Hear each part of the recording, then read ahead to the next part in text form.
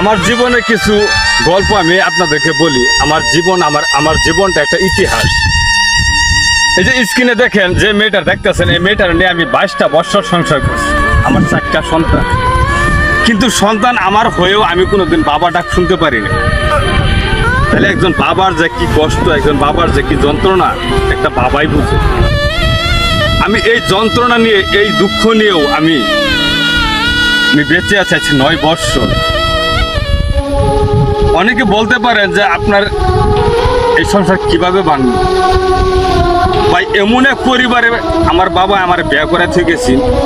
এই পরিবারের যদি নামটা বলি, আমি চাই না তার পরিবারের নামটা আমি বলার জন্য, কিন্তু তারা আমার এতটাই কষ্ট দিছে, এতটাই যন্ত্রণা দিছে।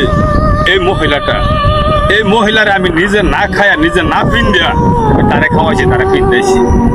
কিন্তু তার বিনিময় আমি তার কাছে কোনো কিছু পাইনি। আমি যে তার স্বামী ছিলাম, আমি স্বামীর কোনো যোগ্যতায় তার কাছে অর্জন করতে পারছি। কিন্তু আমার বউর জন্য, আমার এই পরিবারটার জন্য আমার জীবনে যে কষ্টটুকু আমি করেছি, আমি 25 হতে 26 লক্ষ টাকার মালিক ছিলাম। এই মহিলা আমার জীবনটা আমার রাস্তায় নামাই দিছে। ওর পরিবারের কাছে আমি বিচার চাইছি, আমি কোনো বিচার পাই নাই। কোনোদিন আমার জীবনে আমি 1 গ্লাস পানি তার পরিবার আমি খাইতে পারছি না। আমি হাজার হাজার টাকার বাজার করে লেগেছি, কিন্তু কোনোদিন আমি স্বামী হিসাবে আমার কোনোদিন তারা গ্রহণ করে না। মানে আমার তারা ক্ষুদ্রভাবে তারা দেখছি। তো সকলের কাছে আমার একটাই অনুরোধ, আমার এই ইতিহাস যদি আপনাদেরকে বলবার যায় তাহলে অনেকটি ভিডিও আমার করতে হবে।